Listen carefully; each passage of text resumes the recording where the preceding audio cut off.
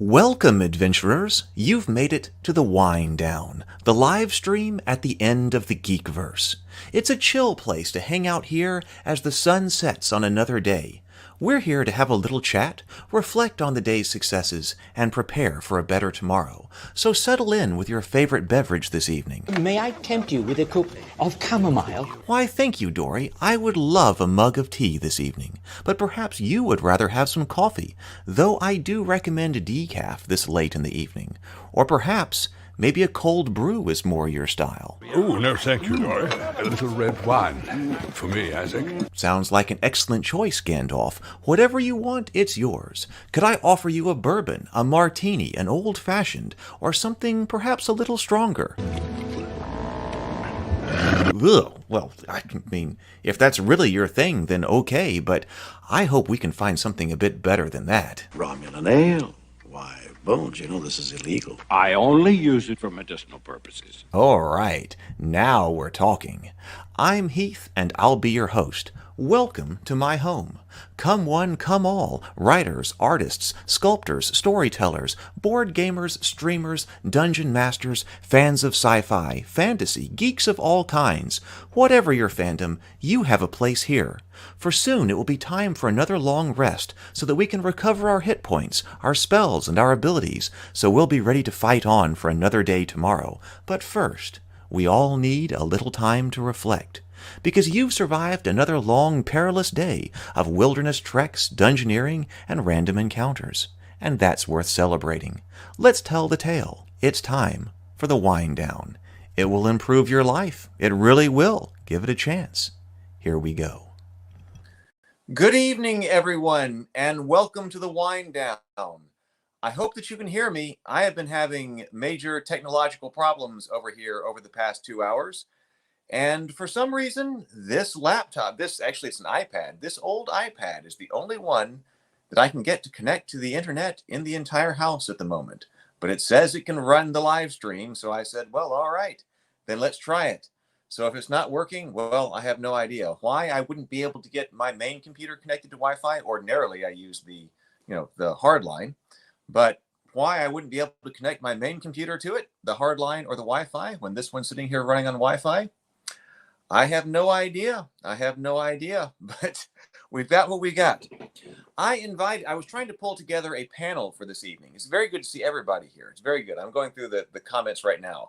I was trying to pull together a panel for this evening to discuss what's happened, but availability on short notice wasn't happening. So guess what? We've just got me. Oh, you know what? This is the Wind Down. What am I doing? I forgot that here at the Wind Down, we are supposed to have music. So let me get some music going right here. I knew there was something missing on the Wind Down. So let's bring that up. Because this is supposed to be a mellow place here on the Wind Down. So we should have some music going now. I can't hear it. But maybe we've got some music going on here. So I'm very glad to see all of you. Let's see, we've got Tough Years is here. Welcome, Tough Years. Good to see you. Stray is here. So now that we've had time to kind of reflect on what's going on with this, well, there's been new information as well, because there was the leak, which I can bring up over here, about the situation with D&D Beyond and their feedback. Lou nailed it. Lou nailed it. That's exactly what we talked about when Lou came on the stream earlier. He nailed it. Yes, Desist Dawdling says, FYI, new post on Twitter on the D&D Beyond page. Hey everyone, we've seen misleading popping this is from the D&D Beyond. Oh, this is from their Twitter. Well, let me check that out. See, first I can connect. My phone has just a little bit of connectivity, and I've been able to put my main computer on my phone. So let me see if I can get over there and see that. But I think that Desist Dawdling is giving us the info right here. FYI, new post on Twitter on the D&D Beyond page. Hey everyone, we've seen misinformation popping up, and we want to address it directly so we can dispel your concerns. Well, if I can bring that up, then I'm going to bring that up. Maybe I can't, but we're going to bring that up in just 1 second. Good evening, Inner Light. I see you here.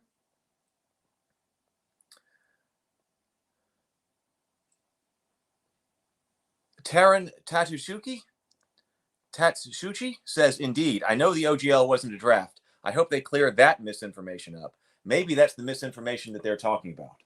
If you're coming in, I've been having major technological problems over the last 2 hours connecting to the internet. So it's been a thing over here. Let me see if I can get to the DnD Beyond thread. I won't be able to pull it up on screen because I'm working on different things. But let me see if I can get to DnD Beyond over here.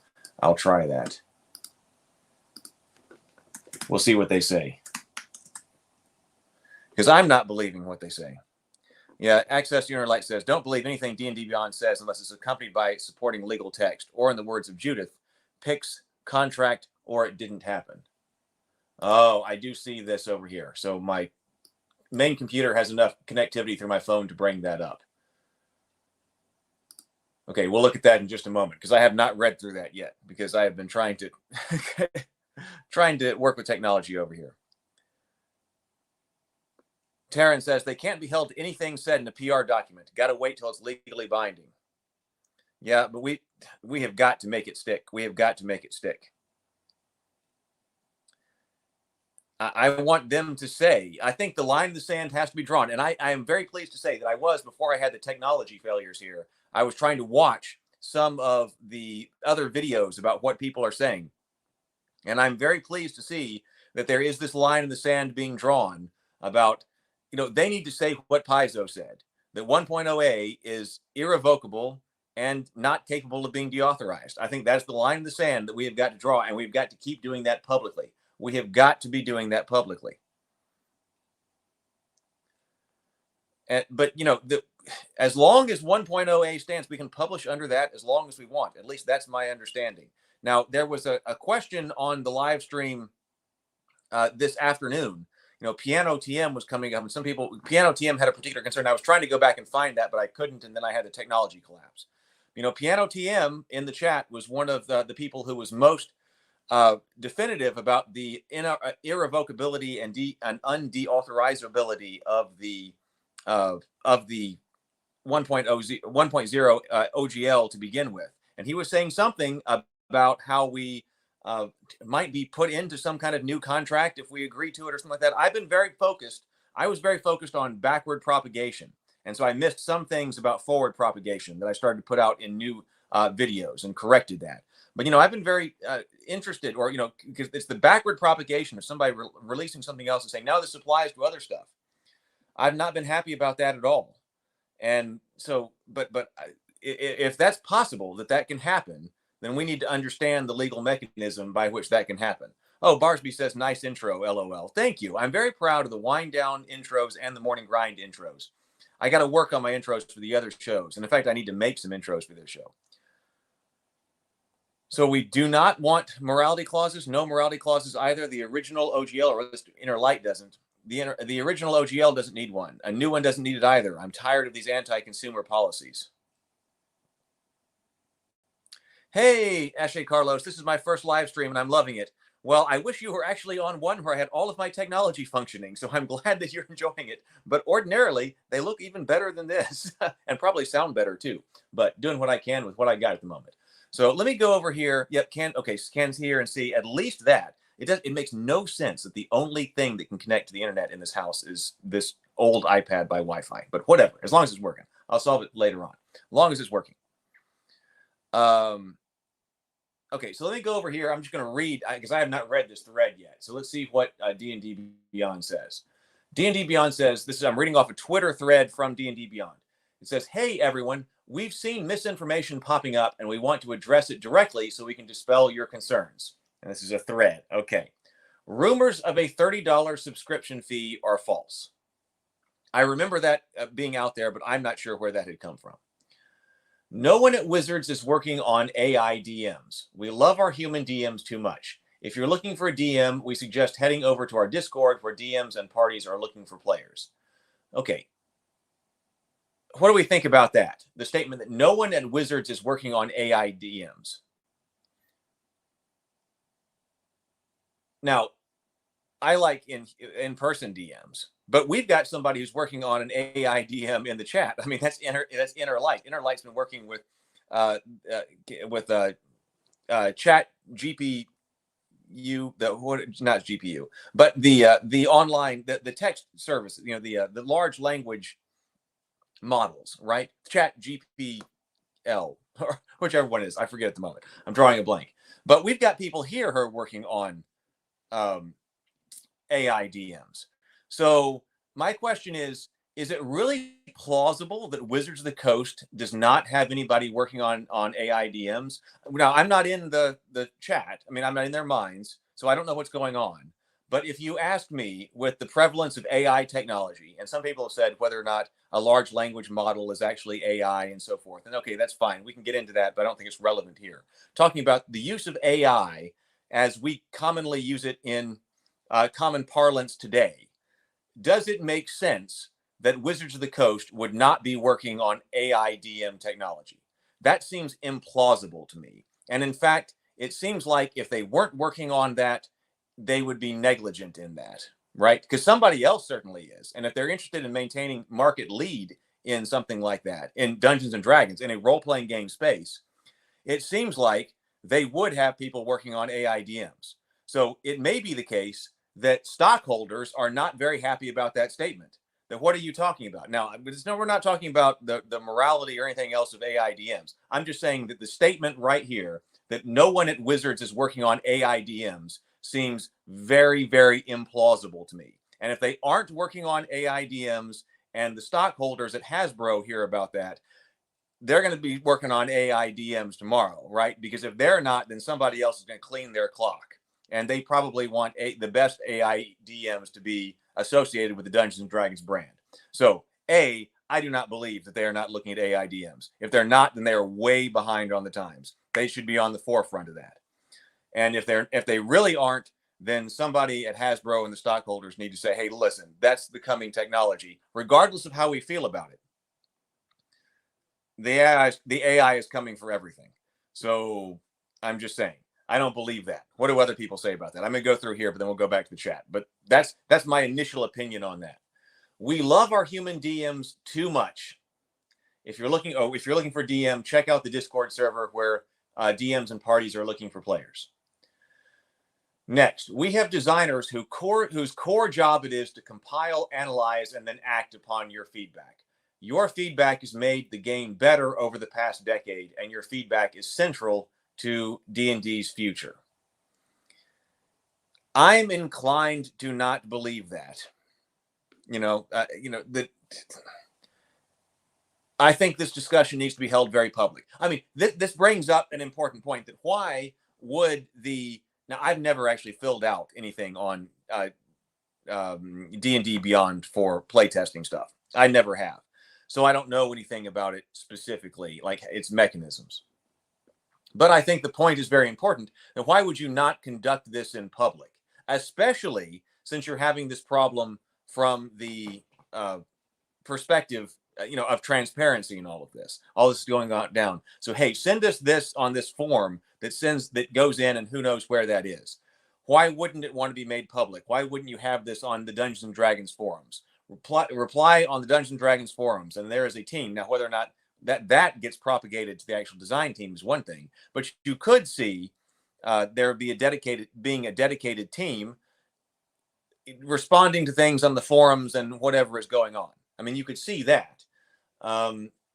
But as Lou said, there may not be looking at it. And he called it. But when they provide feedback, when they provide an analysis of what's going on, that seems very skeptical to me. And then they say homebrewing is core to D&D Beyond. It's not going away, and we're not going to charge you for it. Your homebrew is and always will be yours. We've always been excited to see your creations both on and off D&D Beyond. Now, the next one, the response to that is that Q&A about, this is the Q&A, which they have not directly responded to, but I think is so important. The question, this was posted in 2004, and this was up on their website in 2004, because we've been over it on this channel as well. Can't Wizards of the Coast change the license in any way that I wouldn't like? Yes, it could. However, the license already defines what will happen to content that has been previously distributed under an earlier version in Section 9. So let's say that again. The license already defines what will happen to content that has been previously distributed under an earlier license in Section 9. As a result, even if Wizards made a change that you disagreed with, you could continue to use an earlier acceptable version at your option, which I think is so critical. In other words, there is no reason for Wizards to ever make a change that the community of people using the open gaming license would object to, because the community would just ignore the change anyway. So that's a lot. I mean, I hang a lot on that and my understanding on that. And I would say at least an informed understanding beyond that. And so I want to know, like, there was a difference of opinion. There was a disagreement this morning, or like early this afternoon, about, well, now maybe they could back propagate you and force you into something that you didn't agree to with another license or something like that. I'm open to potentially understanding that, but I don't understand how it's possible right now. I don't know how that's possible right now, because I understand is this right here. So let's see. Bruce O'Malley says legal retreat is their only option. Well, Jay, right here, right. I mean, I think that's the key here. They want that, and Lou said this. This was Lou's thought, that the biggest, but probably other people have had as well. But Lou was talking about on the channel that the biggest competitor for one D&D or D&D Beyond, one D&D or 6th edition, whatever we want to call it, 6th edition. The biggest competitor for that is definitely Dungeons and Dragons 5th edition. I mean, it's got to be. The amount of players that it already has, the amount of material that's already been created for it, the amount of virtual tabletop support that it already has, that's its biggest competitor. So how can it compete with that? Well, it should be competing with that on the quality of the rule set and the quality of the game. That's how it should be competing. But short of that, it can try to legally cut it off at the knees by doing something unlawful, in my opinion, with regard to the revocation or revocation or deauthorization of 1.0a. And I want to say again, I started to do some clipping of Bob's work, then all my technology just went all over the place. If you're just tuning in, that's why things look a bit different and probably sound a bit different, is because I've suffered from technology collapse over the past 2 hours, and this iPad's the only one that connects to the internet, so that's how I'm running this for whatever reason. But I still recommend the interview with Bob. I'm going to be clipping that on different sections and different topics, and I started that before technology collapses, so expect tomorrow, assuming I'm back online with my main computer, that information from Bob will be forthcoming, because I think that was a fantastic interview, and I think everybody in the community needs to understand that from the legal perspective. Conversations with Ryan Dancy convinced me personally that the OGL was intended to be what we all believe it is. Conversations with Bob Tarantino and his dissertation have convinced me personally that it also is what we think it is.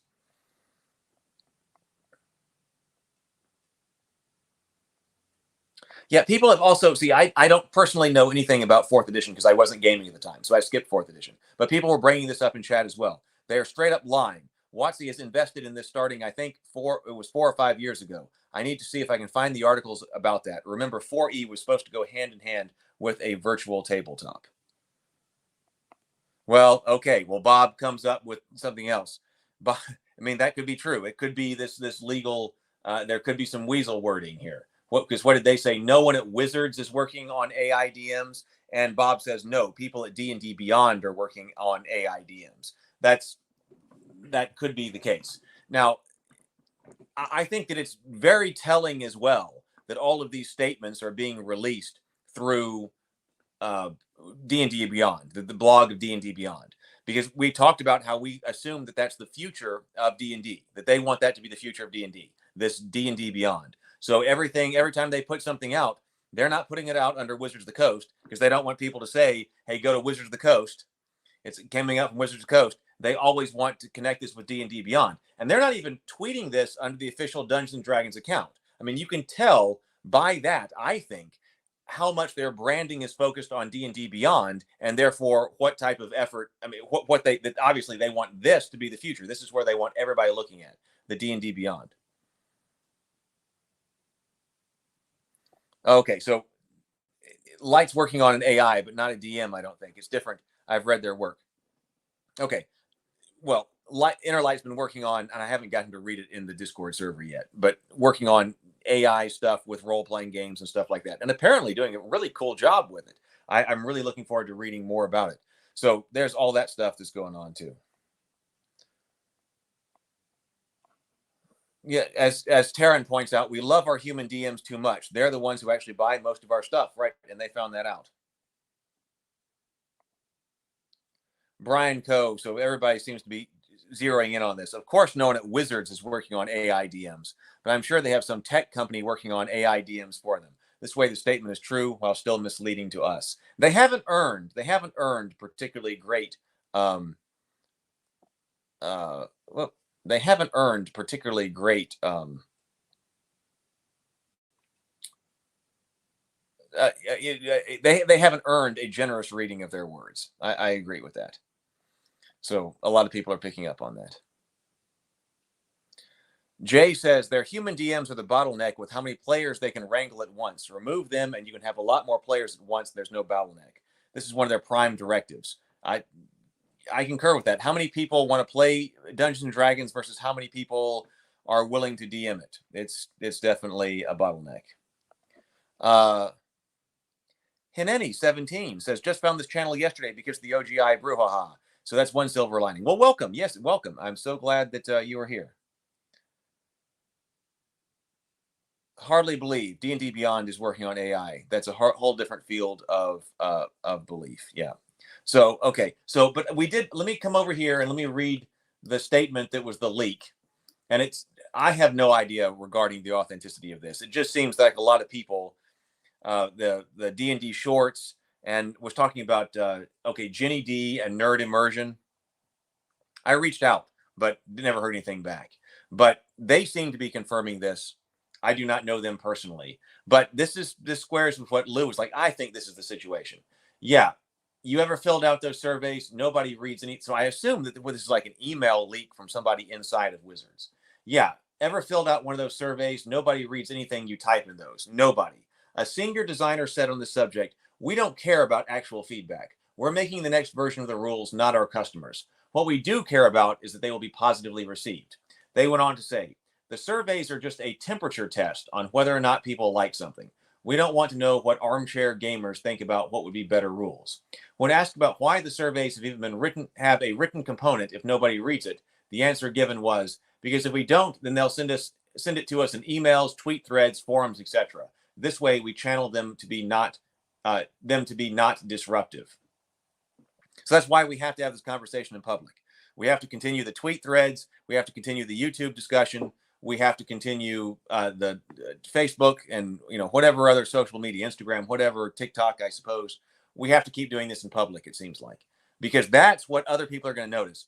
I have been trying to reach out to other people in the Geekverse on the tabletop and video side of things, because there's the whole side of the Geekverse YouTube material that is dedicated to reviews of genre popular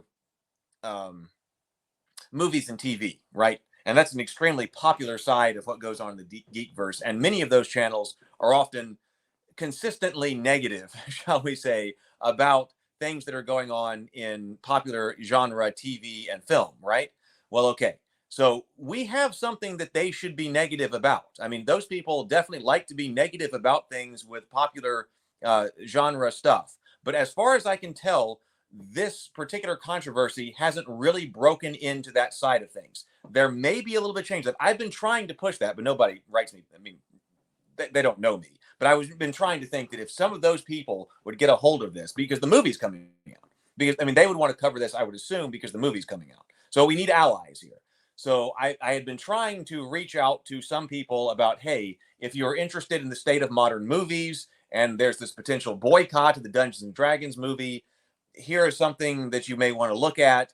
But I haven't had a whole lot of success in getting that covered or hearing back from people. That might be starting to change.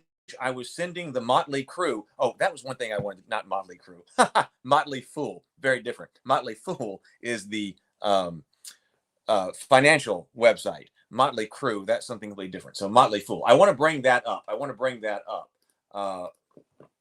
Motley Fool Hasbro. We'll take a look at that in just a second, because I have seen some situations where this has gotten into the financial news, which I am happy about as far as impacting Hasbro's stock price. So there is a Motley Fool article that says a big change could be coming for Hasbro. Should investors worry? So I'm hoping that, not only are more mainstream outlets kind of talking about this in relation to what's going to happen with Hasbro with the release of the movie, but I'm hoping the side of the geekverse that likes to talk about movies and games, or movies and TV shows, particularly how they don't like movies and TV shows, will kind of get pointed in this direction and also start the attack. So I'm hoping that happens. Honor the Positive Fandom channel. Occasionally, Honor is here with us. She runs the Positive Fandom channel. So she is definitely an ally of ours in the idea of we want a constructive place, that we don't want to be just a constant negative place here on this YouTube channel. So Honor, she runs the Positive Fandom channel. So she did talk about it. I didn't get to watch that her live stream on Sunday, but she said that she did talk about it. So that's a little bit there. And I received a couple of communications from other people who are kind of in that world. So that tonight, and they might be live streaming on it tonight. So I'm hoping that we can make inroads into that area and get those people as our allies. Daniel asks here, where do they state that there's no AIDM and no $30 subscription fee? I was reading from a tweet thread that was posted on DnD Beyond. It was the DnD Beyond account that posted a tweet thread, and that's what I was reading from.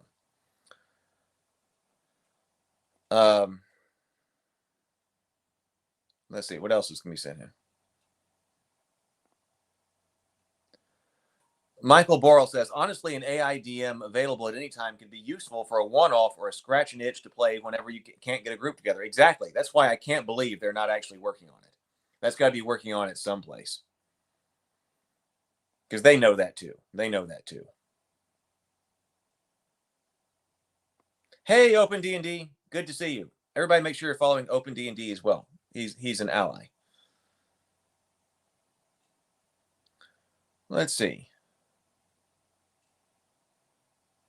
So Bithras X the Boundless says, something about this doesn't smell right. Devs and former VP comes out stating that what D&D Short said was false about the surveys. Then D&D Beyond tweets this info about other leaks after radio silence.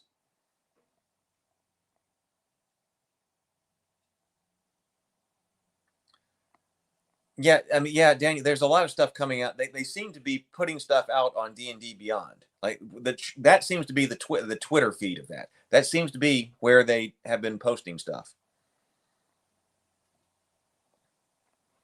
Yeah, Emirate says the OGL proposal needs to walk on water in order for the community to accept it. Let me see, where am I in the chat? Oh, I need to catch up in the chat a little bit. I'm going to scroll down, try to see what's going on in the chat, and then I'm going to go over here and take a look at this Motley Fool article.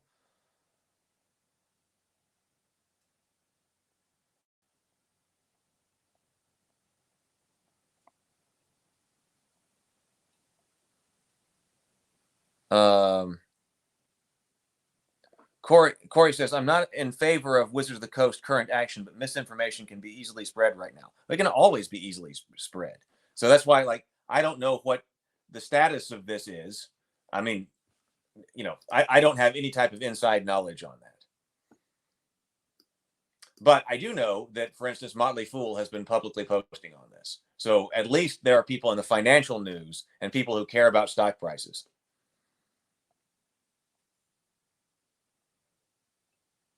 Yeah, Matt says this has hit most major financial media. And see, that it kind of surprises me.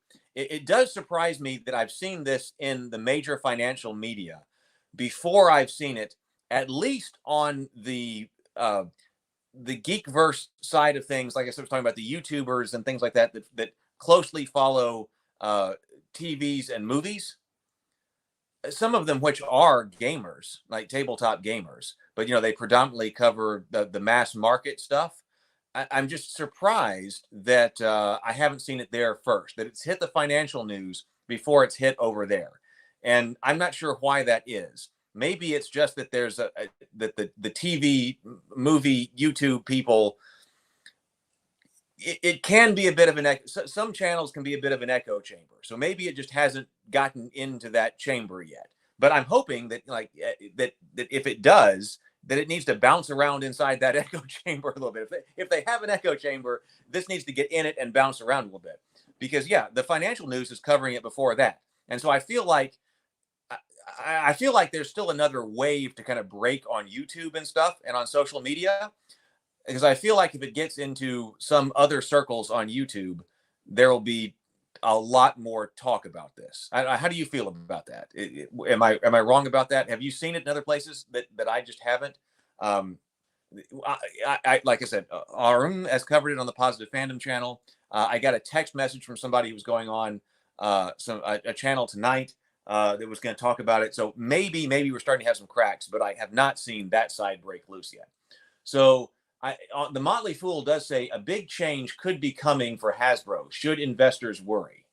And their key points are, since December, rumors have swirled of a major change in Hasbro's rules for licensing Dungeons and Dragons content.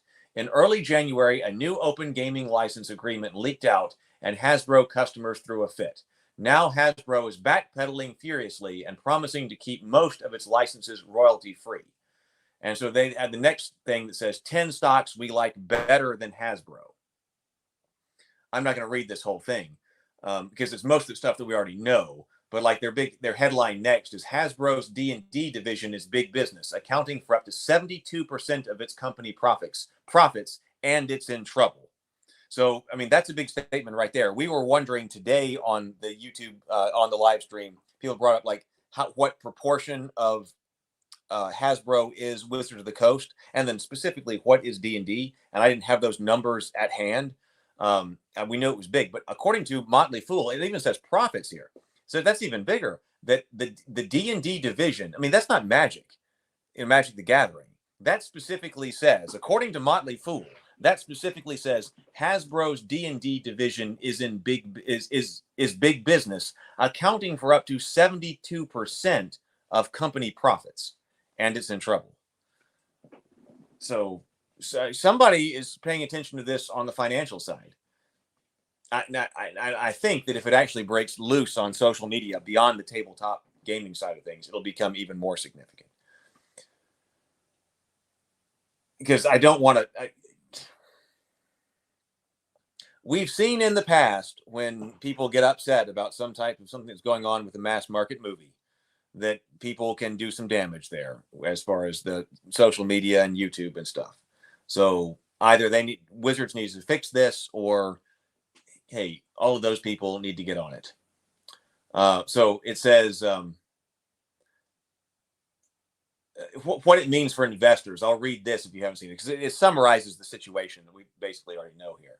But it says what it means for investors. Putting on a brave face on the fiasco, Hasbro argues that the solution is actually a win-win for itself and its customers, saying they won, and so did we. But in fact, if you assume, as I admit I do, that the primary goal of redrawing the OGL was to better monetize the company's Dungeons & Dragons properties, grow revenue for Hasbro, and earn more profits for Hasbro shareholders, then it's hard to see this outcome as anything but an abject failure for Hasbro's business. Wow, I'll read that again.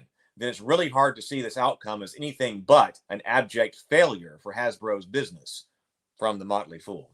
A company may eventually come out with a new OGL, but the chances of this document generating significant income for Hasbro now appears to be nil, while the damage to the company's reputation is considerably more than nil. Exactly. Absolutely. The reputation part is absolutely the case. For the time being, this doesn't seem to have affected Hasbro stock, which actually gained 15% as the tempest in Hasbro's teapot brewed. I suspect, however, that this is mainly because the issue has remained below most D&D fanatics' radars. That's also kind of what I think. It's on our radar, but I think there's potential for dramatically more damage if this breaks loose into more popular social media stuff. And I have no idea why it hasn't, other than, and I was told this by another person we were talking about this. We were talking about the subject that, like, there are certain groups on YouTube and social media that are echo chambers, and it's difficult sometimes to penetrate that. So if this penetrates that and it gets bouncing around in there, I think there is potential for more damage. Once the effects of the fiasco start showing up in Hasbro's financial results, however, I expect investors may come to the same conclusion that I already have. Hasbro's critics won this round. Hasbro didn't. And then it said, should you invest $1,000 in Hasbro right now? Before you consider Hasbro, you'll want to hear this. The Motley Fool Stock Advisor Analyst team just revealed their 10 best buys now, and Hasbro was not one of them. Nathan Stone says, great questions in your interviews lately, by the way. Thank you. I really appreciate that. I prepared quite a bit for the interview with Bob. I prepared quite a bit for that. There are two other people in the gaming industry that I'm looking forward to interviewing, and I have sent messages to them, and they're willing to do it, but we're still trying to come up with a time. So I don't want to talk about that, like who it is or that kind of stuff. But there's more coming. I'm looking forward to having more people on the channel. So Open D&D says Forbes today and stocks crash all day. Let me just look up the Hasbro stocks. See, I was talking to my father, and my father's in finances and stock brokerage and things like that. And he was not aware of all of this that was going on. So let's look over the past month. Well, okay, so it says over the past month, Hasbro is up. Over the past 5 days, Hasbro is down. And today, Hasbro is down. Over the past 6 months, Hasbro is down. But it did get a rally over about the past month. But now we've got a slight downturn here. So I think we have to keep going, I think.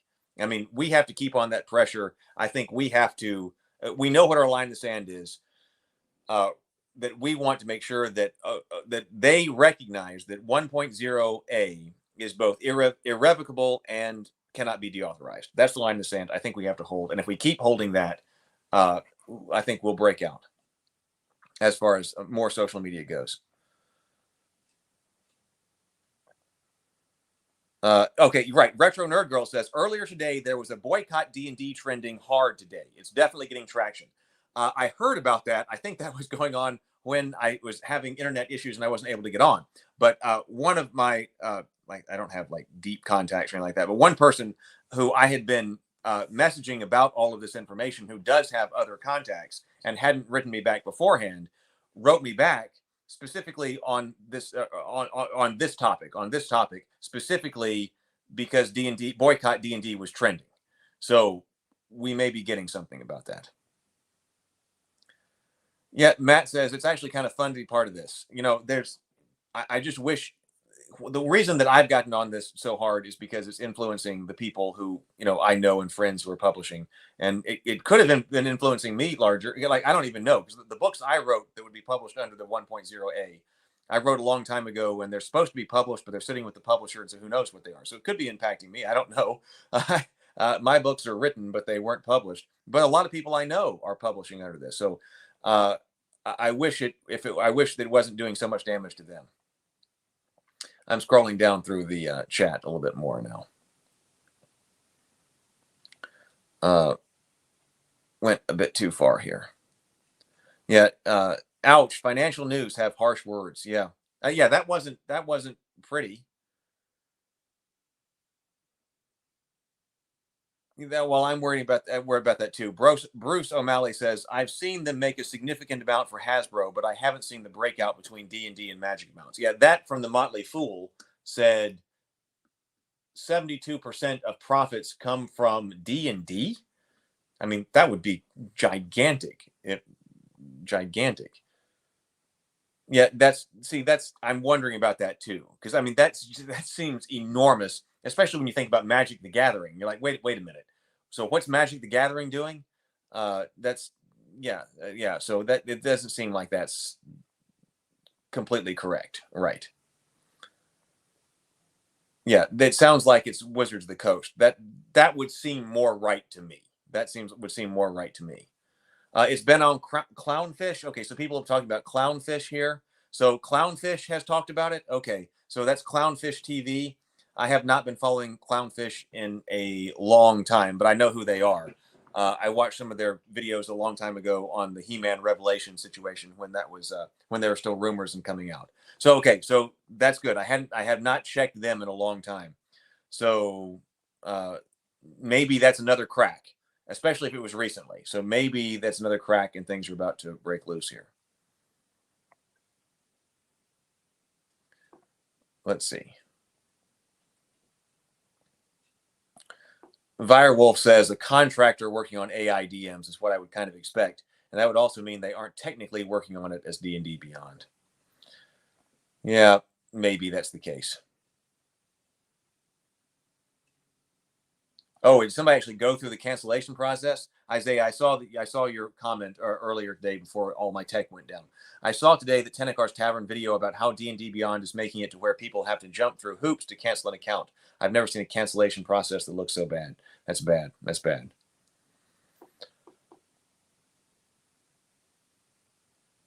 Let's see. Yeah, Jay says they brought a community even closer together that formed because they love being together. This is definitely one of the a major advantage of this, if there is one.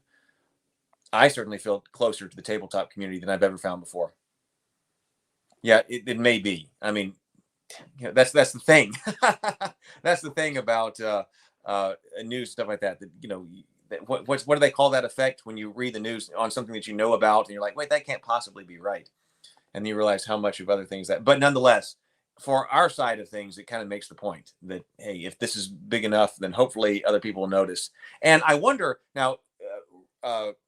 Brian was, Ryan Dancy was saying that he thought this goes to the very top of Wizards of the Coast, but that he wasn't sure if it went up into Hasbro's management. But if it starts impacting the stock price, and you would think these, they're monitoring things like this and what's going on in the financial news, that at some point, and I wonder how that will go, at some point, if the Hasbro leadership looks at Wizards of the Coast and is like, what exactly is going on down there? What are you guys doing if it's starting to impact the stock price and you're getting things like this? So I'm interested to know. I would be very interested to know about how that goes. Hey, if you're just coming in, I know things look and probably sound different, but it's because I've had major tech failure. And for some reason, this in the past 2 hours. So this iPad's the only one that will connect, and only thing in the house that will connect to the internet. I have no idea why. So that's why this is like we are. So hear that stock Vision 667 says, hear that stockholders, abject failure. Right. This is not a win for them. Abject failure. I like that. Let that sink in. Let that sink in. Abject failure.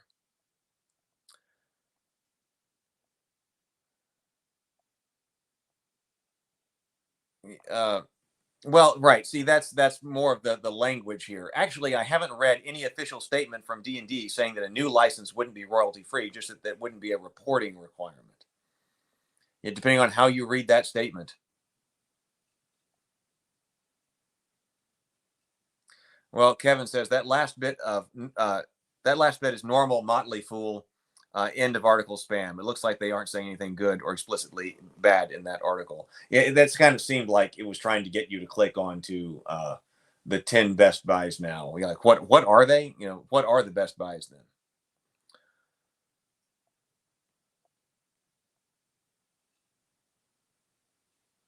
Let's see. That's a good question. But Bad Joke Gaming says Pokemon is Witch of the Coast, isn't as well. I don't really know. I don't really play I don't play Pokemon at all, actually, and I don't even buy Pokemon for the nephews. I think they have it, but that sounds right. So I'm sure people in the chat know, but I don't know how big Pokemon is right now. I don't really see it a whole lot right now.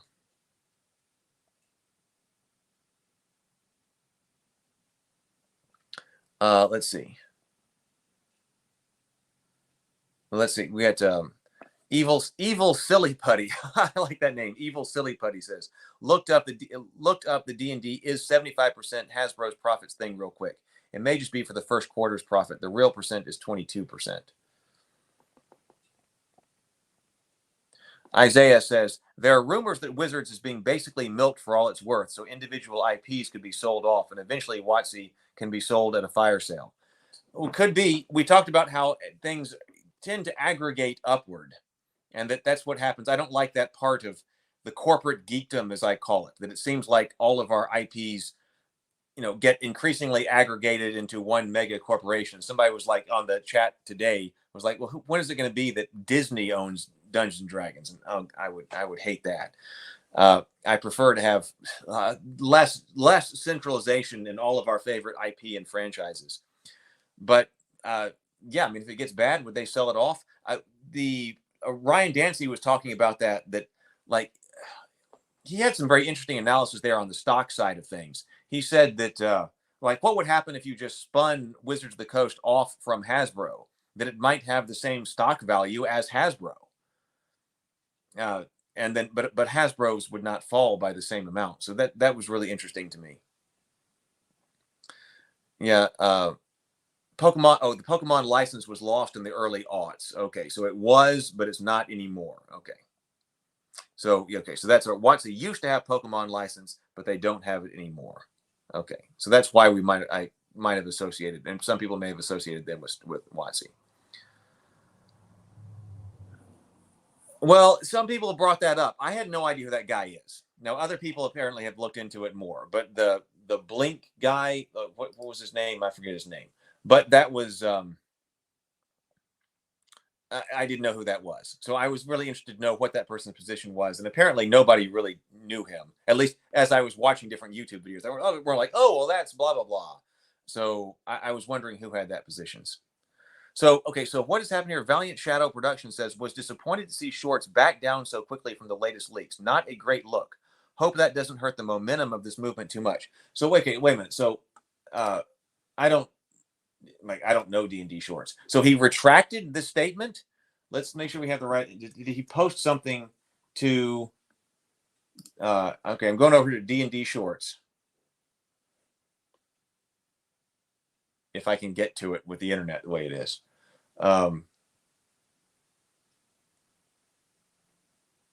So 1 hour ago, let's see, what did he say?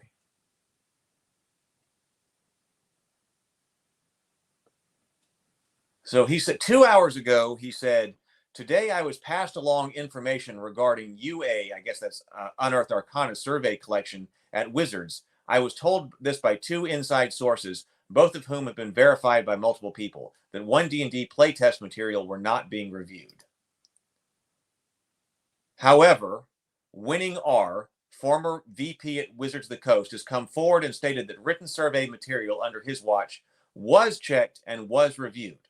Others at WotC have verified. Now I have two groups of people telling me two different things, both of whom I trust. Everyone I have spoken to speaks highly of the design team and Winning R. I don't know who Winning R is either.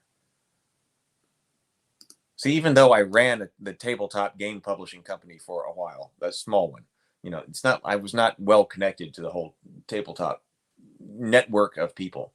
So even I have spoken to. So Winning R, looking up on YouTube on Twitter, says game designer, opinionated DM, reformed tech guy.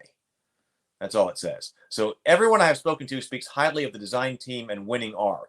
Those who passed this information to me made a point on this. I've contacted many sources for comment, but they spoke with absolute confidence on that these sources are real, but they are also people, and people can hear different things. But hearing it from Ray Winninger makes me believe that my contact must have been mistaken. Must have been mistaken on this point. I'm glad the survey element was the one thing that really hit different around everything that I have been told. Everyone speaks highly of Ray JC, and I have more testimonials to the character of other designers, including Dan Dillon, to release tomorrow. My job, as I see it, is to tell you what I'm told while protecting the people who tell it. My job is not to editorialize, but to communicate the broader picture of the situation as accurately as I can from what I'm told. As such, after I hear back from my sources and their response to Ray's comment, I will update you. Others can confirm the sources I am in contact with, but it seems that these insiders were incorrect on this unless more information comes to light. I am still at a loss how two such conflicting accounts came to be. I'll keep you updated on this story, and that's the whole story. Well, that's very interesting. Okay, so now we have that coming out. So the editorial note at the bottom of that leak said, this has been verified from multiple sources and confirmed by sources both Ginny D and Nerd Immersion have had contact with.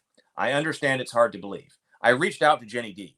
I did reach out to Ginny D, but her management team declined to talk about it. So no problem. I understand it's hard to believe. I panicked when I received this information, unsure of what to do. Do not attack anyone. Do not harass anyone. Make your voices heard calmly and professionally.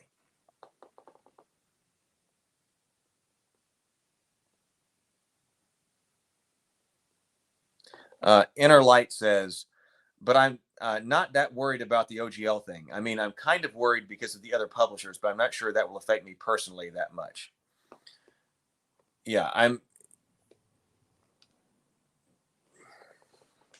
so how much it influences somebody personally is one thing. There's certainly a lot of people who I know of personally who are impacted by it. I have no idea what the books I wrote would be published. I have no idea what's going on with them. They might be completely rewritten to be with some other rule set. I don't know, but we will see. But going forward, I mean, I can publish under other things, the stuff that we're creating on here. So let's see here. Yep, I see a couple of things that, yeah, okay, so the correction, that's what we were just looking at. So Gore says, Doomcock's channel is currently live streaming this OGL scandal right now. So it's spreading into the TV movie critic culture wars. That's the line I had. In fact, let me go over there. Well, this may not connect by the internet, but that was the line that I had earlier. That there was Doomcock was expected to talk about this.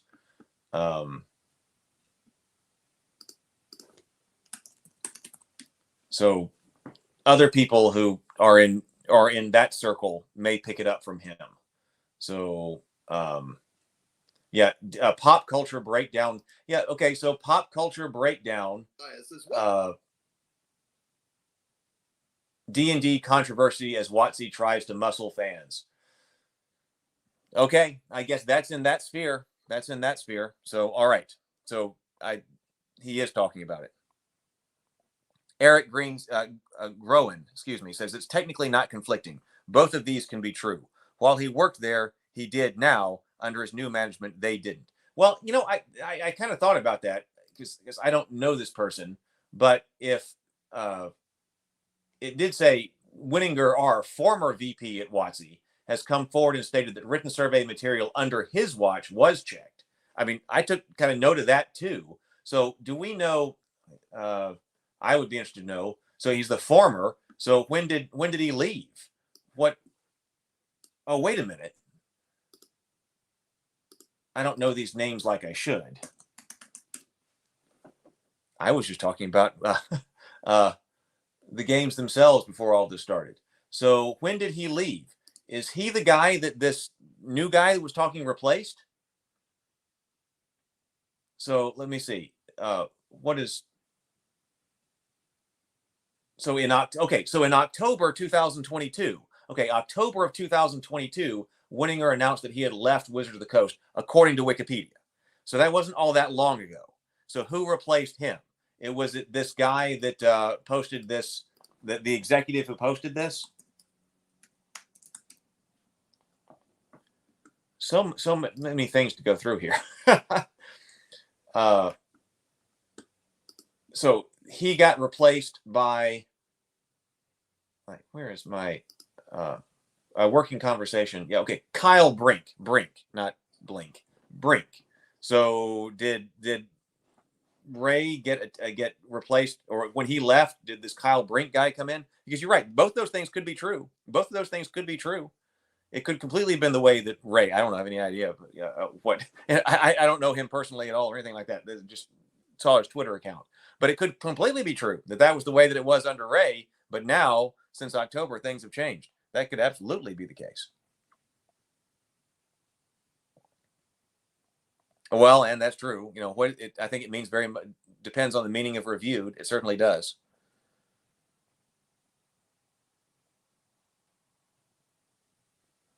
Let's see here.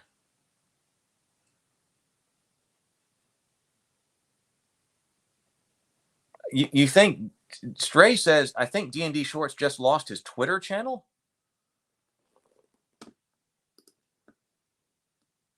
What, that something happened to him? His Twitter feed? I'm still seeing it at the moment. So 1 hour ago, he said, I have been contacted with the primary source I used. So that was what we were reading was 2 hours ago. I have been in contact with the primary source I used for the survey feedback.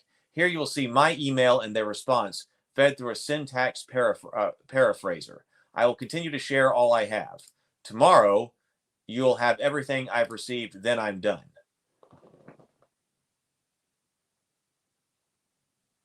Okay, and then we have this email here. Okay, so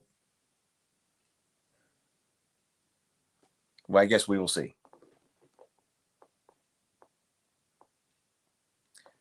Jeremy Crawford apparently tweeted 40 minutes ago. This is fun. Let's just look at tweets.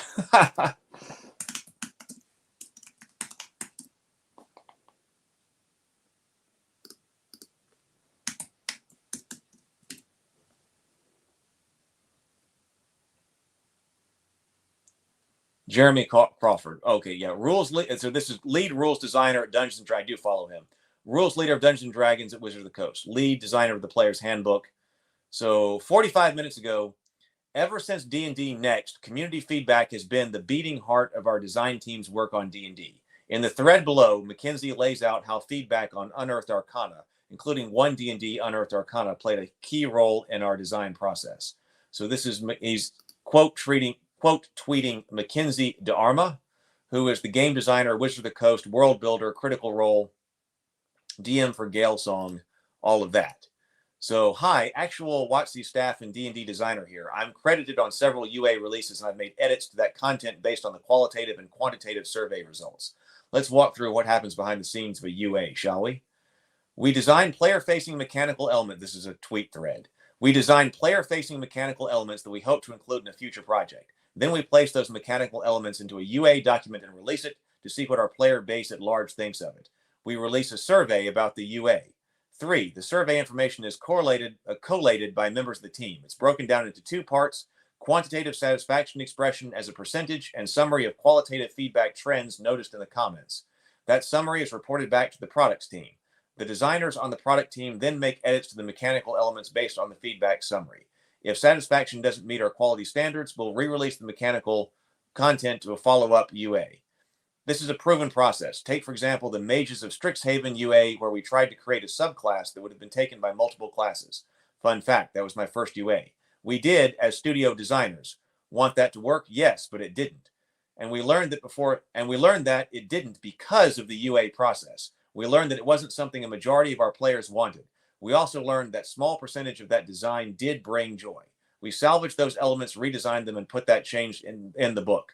We didn't read or listen to feedback. If we didn't read or listen to feedback, we would have put those polyclass subclasses into the final book, and the product would have been worse for it. Yes, of course, we want to know if you like something. We're designers. We're creating something that's meant to be fun. And yes, sometimes we get frustrated when people tell us how to do our jobs or use those feedbacks opportunities to belittle us. We're human. But despite all that, we're still going to listen and always strive to improve. And that's the truth.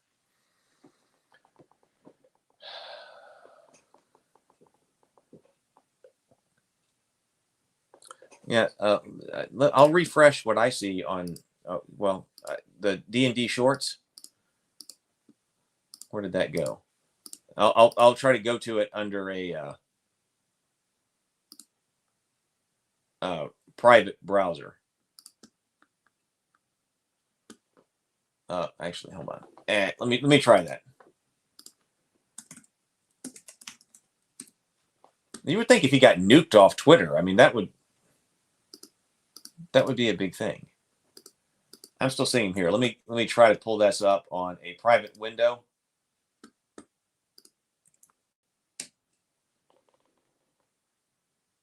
And come on. Well, I still see it. I see it. Mr. H. S. Lewis says Mr. H. Reviews was talking about the movie on the weekend, and there was a bunch of OGL chatter in his comments. Yeah, I want to post some video about the video as well, my thoughts on that. But more important, any time I spend on that right now is still clipping the interviews because I think that's really important. So, okay, so we got confirmation that Kyle Brink, the one who released that statement, is the one who replaced him. That seemed like the way it was kind of going as we're putting all this together. Severin, Jeremy Forbing has an excellent breakdown that defends both D&D shorts and the devs. So we got, but I think that that what I would want to focus on, I don't know how this goes, but all of this, but what I would want to focus on is that we as a community need to stay focused on making sure that Wizards understands that the demand is that they recognize that 1.0A is not capable of being deauthorized and it cannot be revoked. If they say that and they make that their statement and they make that their position, then at least regarding, I used the phrase playing ball earlier on the earlier live stream. And I mean, of course, they can go and do whatever they want to do after that, but at least we know that they are on the same page and playing ball with everybody else in the community regarding the legal status of 1.0A.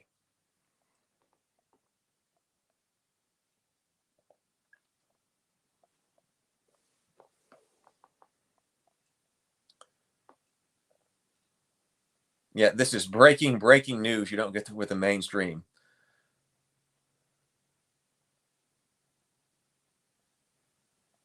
Yeah, so everybody's checking the Twitter account. So it does seem like he's up here. Yeah, see, Jeopard says that the problem with surveys is garbage in, garbage out. That's true. And you can also manipulate surveys based on the wording. We talked about that earlier, that from the marketing perspective, you can make surveys say what you want to say. And also you have to be careful of that if you're doing like qualitative research in academia, because you can definitely bias surveys by your questions.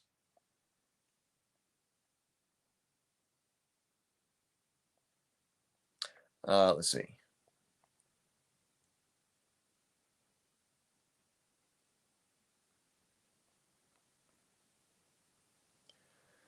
Well, they need to add it. So that's fine too. We can have both. We talked about that, and I talked about that with Bob as well. That if they that he was like, can't we have both? And I'm like, well, yeah, sure, we can have both, but I want clarification on what they believe the status of 1.0A is. Then, and we did talk about forward propagation on the channel, and there was we did. So I started posting about that because people were talking about that. I had been very focused on backward propagation, but if then also they want to put in, release 1.0B exactly identical with the word revocable or irrevocable, so that we can all go use that and republish, that's fine. But they're not going to, I mean, I don't think they're going to do that. That seems unlikely. That seems unlikely they're going to do that, especially in terms of after this this release. It seems unlikely, but we can hold their feet to the fire and say that we want the statement. And if they want to release a new legally binding statement, however it was that Ryan said we can make that stick, then I'll just trust him on that. But after that, if they want to release a new license that's better to try to regain faith from the community, to bring people back from Orc or something like that, then great, we can do that too. But I want to know, like I said, well, all the books and the material that are sitting here with that license in the back, what that status is. Then if we want to go forward, that's fine too. Yeah, that's what I think. Not all who wander or lost says 1.0A not being revocable or deauthorizable is the main point. That's what we've got to stick to. That's what we got to stick to.